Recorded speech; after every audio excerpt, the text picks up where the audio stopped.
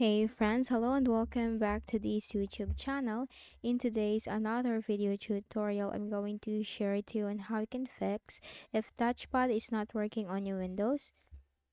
So in this case, you cannot use the touchpad of your Windows, so we are just going to use our keyboard and our external mouse.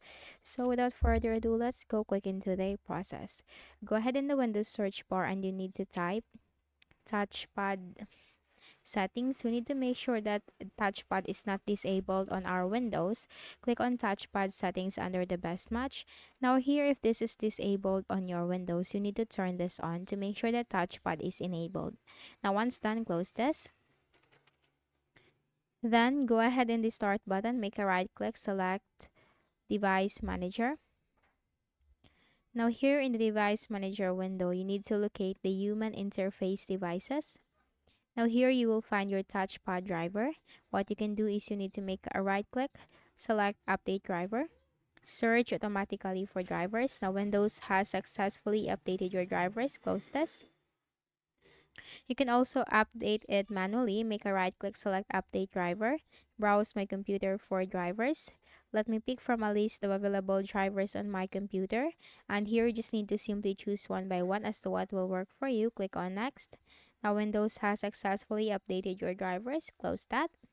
If that didn't work for you, make a right click, select uninstall device. Click on the uninstall option. And after uninstalling that, you just need to make a right click at the start button, shut down or sign out and restart your Windows. After you have restarted your Windows, that will automatically reinstall the driver that you have uninstalled from your Windows. Now once done, close this. Press the Windows key and letter R button together to open the run window. So we can also run the hardware troubleshooter. So simply type this command msdt dot exe space hyphen or dash id space device diagnostics msdt.exe space hyphen id space device diagnostics. Click on OK. Now in my case, this is not supported by the version of my Windows, but in your case, once you enter that command, you will find the hardware troubleshooter. Simply click on run the hardware troubleshooter. Now what that will do, or what this will do, is that this will help you detect and spot the issue or problem that you are facing on your Windows. And aside from that, this will also give you suggestions and recommendations on how you can fix the issue. So you just need to follow what it suggests and what it recommends, and it will also automatically fix the issue for you. Then for the final method, just the basic thing, we also need to make sure that we are running the latest version of our Windows, because once updated, we rarely face an issue with it. So click on the start button, click on the settings icon. Now here in the list of options on the left pane, you will find Windows Update.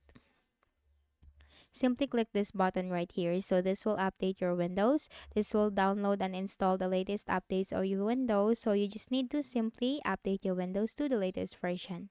So that's it. If any of the solutions helped you in fixing the issue, kindly please do not forget to hit the like button and subscribe to our channel for more tutorials like this. Thank you for watching.